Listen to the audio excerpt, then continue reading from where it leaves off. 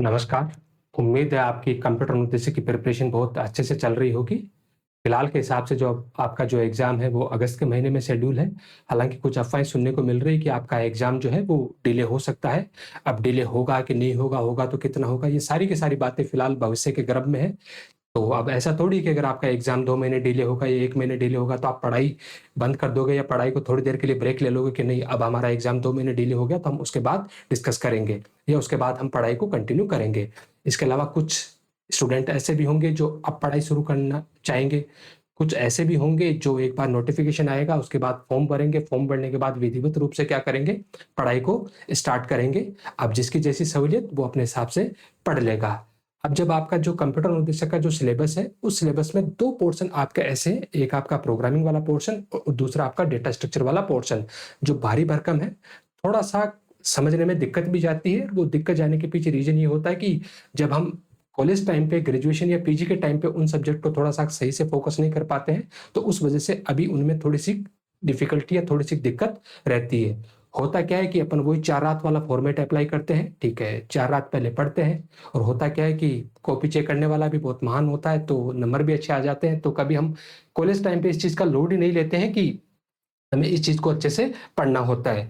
रही सही कसर आपके सिलेबस में पूरी कर दी है, जब सिलेबस बनाया बनाया गया होगा तो उस टाइम पे जो प्रोग्रामिंग लैंग्वेज दिमाग में आ गई, वो सारी की सारी यहाँ पर लिख दी कि सी भी आपको पढ़नी है, सी प्लस प्लस भी आपको पढ़ना है, जावा भी आपको पढ़ना है, पाइथन भी आपको पढ़ना है, डॉट नेट भी आपको पढ़ना है।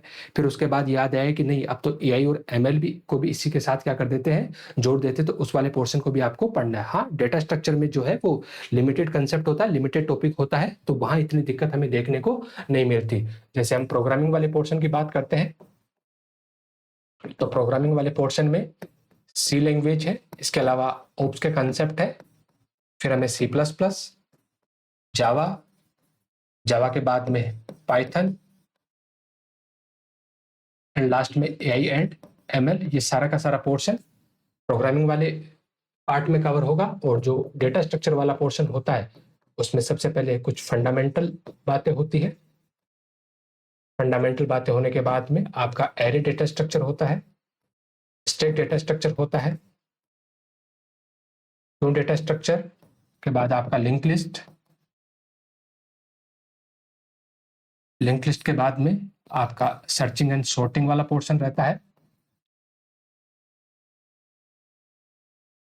सर्चिंग एंड सॉर्टिंग के बाद में आपका ट्री डेटा स्ट्रक्चर, उसके बाद आपका ग्राफ डेटा स्ट्रक्चर और आखिरी में आपके यहाँ सिंबल टेबल भी दे रखी है। ठीक है, सिंबल टेबल का सिंपल सा मतलब ये होता है कि ये एक तरीके से कंपाइलेशन की प्रोसेस आपसे पूछना चाह रहा होता है। तो ये आपका डीएसए वाला पोर्शन होता है और ये आपका प्रोग्रामिंग वाला पोर्शन होता है। अब इस सिलेबस को लेके स्टूडेंट भी परेशान है, टीचर भी परेशान है और शायद जब पेपर सेट किया जाएगा तो पेपर सेटर भी इस चीज़ को लेके परेशान रहेगा कि लिमिटेड क्वेश्चंस मेरे को देने हैं और उन लिमिटेड क्वेश्चंस में से मुझे सारे के सारे टॉपिक को क्या करना है, कवर करना है। अब कुछ टॉपिक को कवर किया जाएगा, कुछ को छोड़ दिया जाएगा। इस बात का अंदाजा हमें 2022 वाले पेपर से लगेगा कि 2022 वाले पेपर में कौन से सेक्शन से कितने सवाल पूछे गए थे।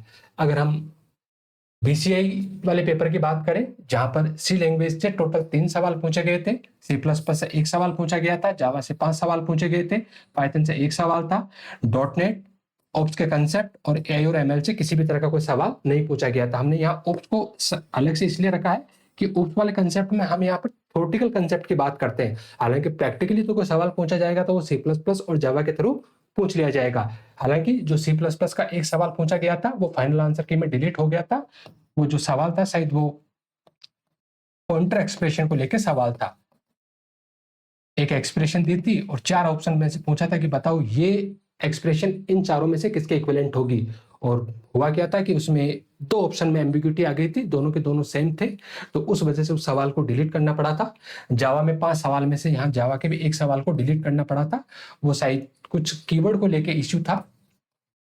ठीक है, ये न्यू वाला पोर्शन होना ये चाहिए था, दे ये दिया था, तो इस वजह से कोई दिक्कत थी। और इसी में सेम स्ट्रिंग को लेकर भी दिक्कत था, स्मॉल लेटर में लिख दिया था, जबकि स्ट्रिंग क्लास है तो वो कैपिटल लेटर में लिखा हुआ होना चाहिए। तो ये केस सेंसिटिव वाला इश्यू भी रहता है प्रोग्रामिंग के साथ में, क्योंकि बोर्ड जब इस चीज को मानता है तो वो मानता है कि ये तो टाइप एरर है, ठीक है। और प्रोग्रामिंग वाले टीचर और प्रोग्रामिंग जब बच्चा पढ़ता है तो उसके हिसाब से तो टाइप एरर होती नहीं है, वहां तो एरर होती है। अगर ये न्यू लिखा हुआ है तो ये तो एरर है, क्योंकि न्यू तो ऐसा होता है। तो इस टाइप के क्लेश को लेके उस सवाल को डिलीट करना पड़ा था। अगर हम एससीआई के पेपर की बात करें तो एससीआई के पेपर में सी से 1 सवाल पूछा था, सी प्लस प्लस से 2 सवाल पूछे गए थे, जावा से 3 सवाल थे, या पाइथन से कोई सवाल नहीं पूछा गया था। डॉटनेट से 1 सवाल था, एडीओ डॉटनेट को लेकर सवाल पूछा गया था यहाँ पर। और उप्स के थ्योरेटिकल कंसेप्ट से यहाँ पर 1 सवाल था, एआई और एमएल से 3 सवाल थे। अच्छी बात यह थी कि सारे सवाल सही थे, यहाँ पर किसी भी सवाल को डिलीट करने की नौबत नहीं आई थी। अब एआई और एमएल वाला जो पोर्शन है, ठीक है, इस पोर्शन से जो सवाल पूछे गए थे वो कोई डेप्थ वाले सवाल नहीं थे, सिर्फ इंट्रोडक्शन वाले पोर्शन से सवाल पूछे गए थे। तो अब जब इसको पढ़ने का जो सिनेरियो रहेगा प्रोग्रामिंग वाले पोर्शन को, तो यहाँ पर सबसे पहले सी को कवर किया जाएगा।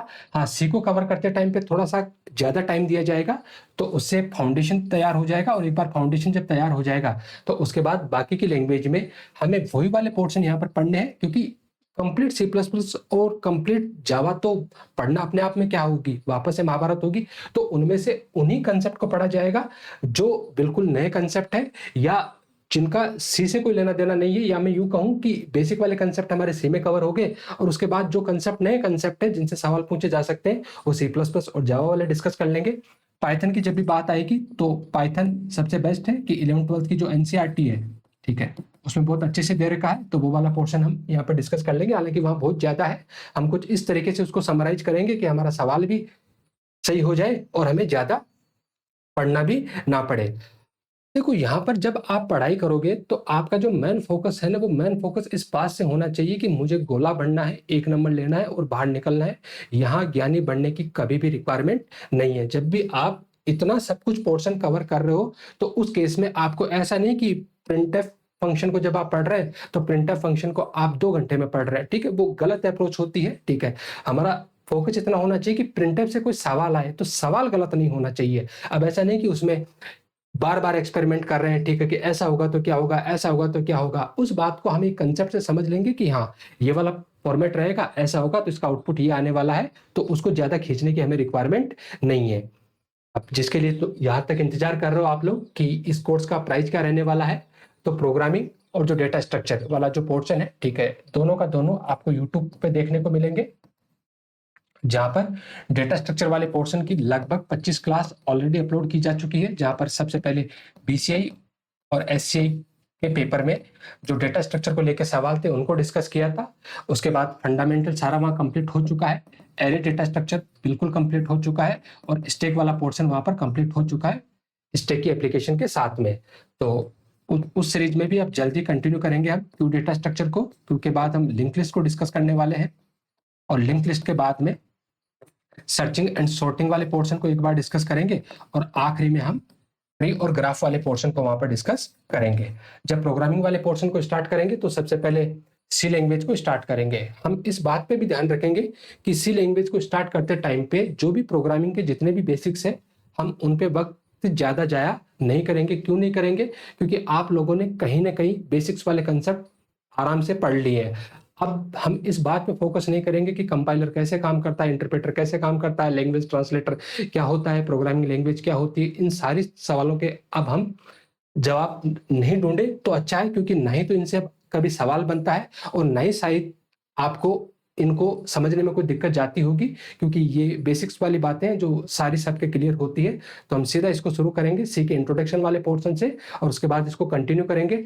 जितना होगा उतना शॉर्ट में इसको करने की कोशिश करेंगे, और रहेगा कुछ ऐसा कि हमारा सवाल एक भी यहाँ पर गलत ना हो। ठीक है, तो मिलते हैं इसकी अगली क्लास में। ठीक है, बहुत जल्दी। ठीक है, धन्यवाद।